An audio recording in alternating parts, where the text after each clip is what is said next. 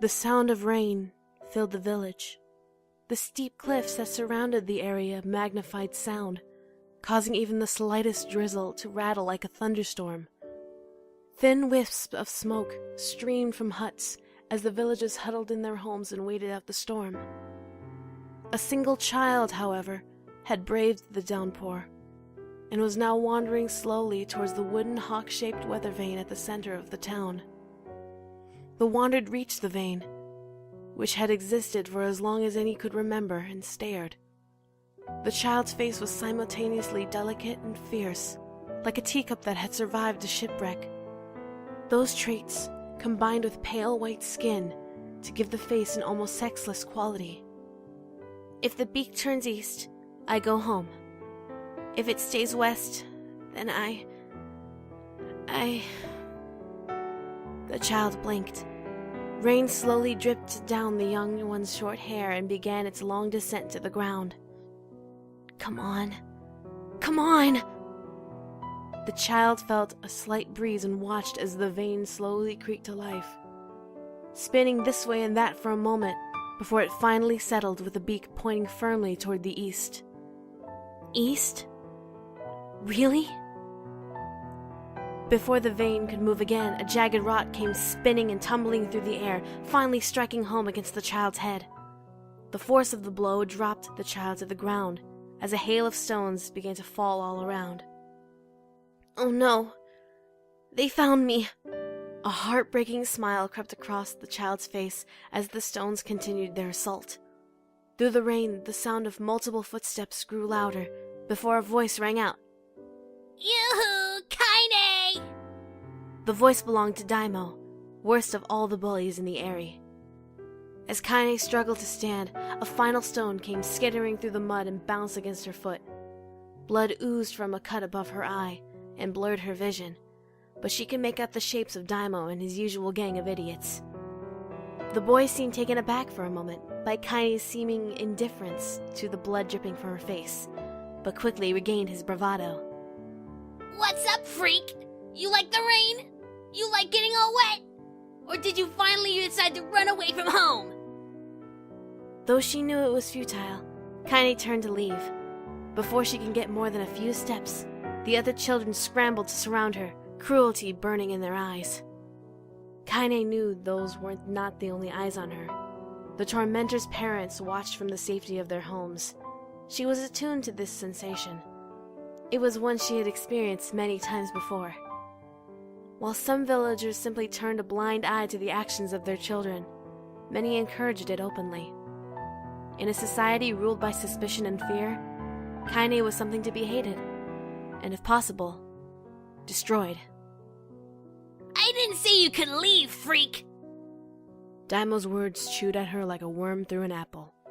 He can't hurt me, she lied to herself. Be strong. Be brave. He can't hurt me. He can't hurt me. He can't hurt... Oh, look! The little freak's gonna cry! What's wrong? Are you sad that everyone hates you and wants you dead? Kaine prayed for the rain to flood down and carry her away from a world that seemed to have no place for her. But if there were gods, they chose to ignore her. As Daimo crept ever closer, the clouds began to thin and the rain slowed. Even the weather hates me. I'm useless. A failure. I wish Daimo's rock had taken my head off. Kaine couldn't meet Daimo's leering gaze. She lowered her eyes and stared at the muddy ground below. The bully moved forward until he was inches away. She could smell the scent of old meat on his breath. The boy grabbed Kaine's face with thick fingers and yanked it upward. She tried to turn away, but he forced her gaze back and jammed his thumb against her eyelid to pry it open. You're a freak! No, I'm not. Did you just say no? Daimo grinned evilly. You don't say no to me! No one says no to me! Not even taking his attention from Kaine, he called to his cohorts. Come on, guys! Let's give the freak what she deserves! As soon as Daimo finished, kicks and blows began to rain down upon Kaine. Daimo paused, still grinning, as Kaine curled into a ball and tried to make the pain stop. I don't get you, freak! What you acting like a girl for, huh? Everyone knows what you really are! Kaine ignored the question, choosing instead to stare at the weather vane. It continued to point east, as if supremely confident about the future it had chosen for her. Go home? Yeah, that's a funny joke for someone with dead parents and no home to go to. Freak! Chanted the children. Freak! Freak! Freak! Kaine closed her eyes and listened to the rain, waiting for the pain to start again. As the clutching hands of the village children closed around her, she bent her mind to the sound of the rain, letting it become her world entire. The rain fell, but the pain never came. Only when the laughter of her tormentors turned into terrified cries did she dare open a single blood-caked eye. Kaine was shocked to see Daimo sprawled on the ground, holding his head and screaming in pain. She could see blood wailing from the spaces between his fat, twisted fingers. Oh my god! He's crying! He's actually crying!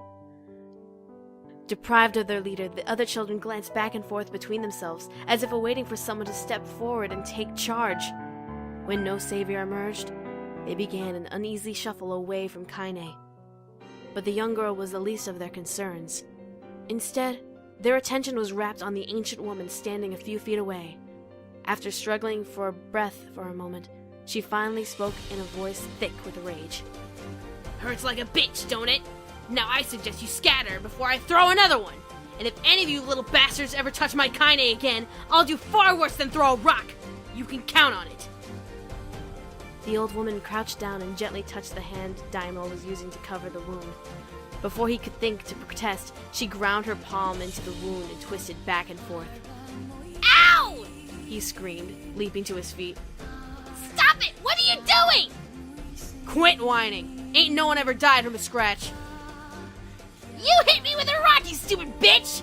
A big one! That thing could have killed me! The old woman shrugged. Death is the best cure for stupid. Daimo's face twisted with rage at her words. Locking his eyes on Kaine, he took a step backward and spat on the ground. Get out! Leave this village! No one wants you here, either of you!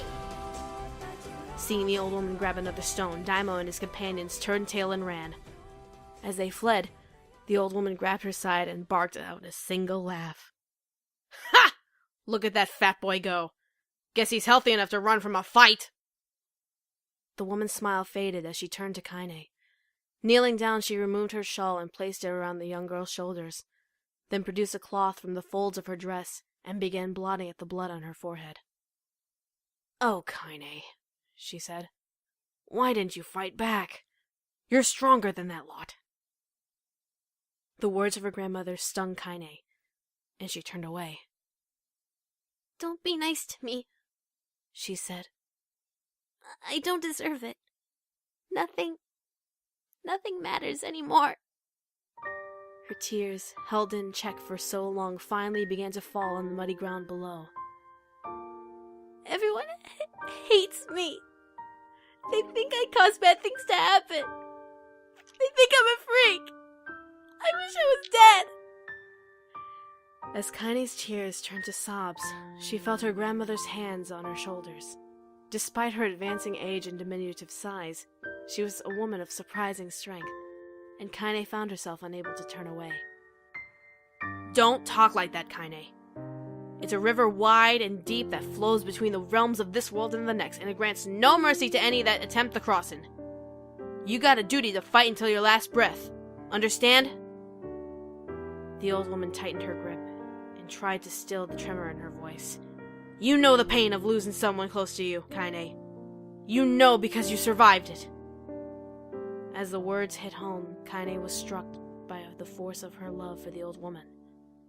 As a young child, she didn't even know of her grandmother, but when her parents died, the woman quickly accepted her as her own. Grandma, as Kaine called her, was cunning, vulgar, and quick to violence, and their first few years together had not been easy. But with each year that passed, Kaine and her grandmother had grown closer. However, It was only now, sitting in the mud with tears and blood caking her face, that Kaine truly understood the depths of her affection. Here was a woman who had seen hard times, who had seen death, who had fought through all these things and somehow emerged on the other side. If anyone could understand Kaine's pain and loneliness, it was her. Do I make you sick, Grandma?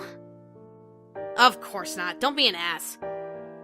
Kaine drew her grandmother's moth-eaten shawl around her body and shuddered. But my body, it's not normal. If I was normal, then Mom and Dad wouldn't... Hush, interrupted Grandma. I'll not hear another word of this nonsense. You're my granddaughter and I love you. And if folks have a problem with that, they can just go to hell. With that, the old woman reached out and placed a wreath of dried flowers in Kaine's hair. The skill it took to bend the flowers without breaking the stems or losing a single petal was remarkable, and the beauty of it made Kaine want to cry all over again. Oh my gosh! These are lunar tears! Grandma, you made this for me? Lunar tears were legendary flowers. Most people could live their entire lives without ever seeing one, and yet her grandmother had somehow collected a dozen or more. Kaine reached up and touched the wreath as if she couldn't believe it was real. Where did you find these? Oh, you know. Just stumbled on them one day while I was out doing the shopping. The old woman turned away as she was explaining, leading Kaine to suspect that the search had been much more difficult than she was letting on. The pains she took to construct the ornament, let alone track down the flowers used in its construction, made Kaine's heart hurt. She reached up and gently adjusted the wreath, admiring the way it felt between her fingers. Didn't turn out quite right, said her grandmother as she squinted at it. These old hands have trouble with delicate work. But it sure looks good on a pretty girl like you. Kaine blushed and turned away. You think I'm pretty? Of course you are. What a fool thing to say. Thank you, Grandma. Her grandmother smiled. We're gonna be fine, you and me, she said. As long as we got each other, we'll be just fine. Kaine took her grandmother's hands in hers, and the two of them struggled to their feet. As they began the long walk home, Kaine gripped the hand with all her might, as if trying to stop smoke from drifting away on the wind. The rain had stopped. Kaine stood beneath the weather vane, watching it spin in lazy circles, no longer caring about the direction it faced when it stopped. I don't need to escape. I have a home now. Grandma loves me and that's enough. Even if it's us against the world. Kaine let her gaze drift up past the vane and into the cloudy sky. The last faint hints of a rainbow were slowly fading. As she turned and headed for home, the light scattered into a million particles and vanished, seemingly taken away on the breeze.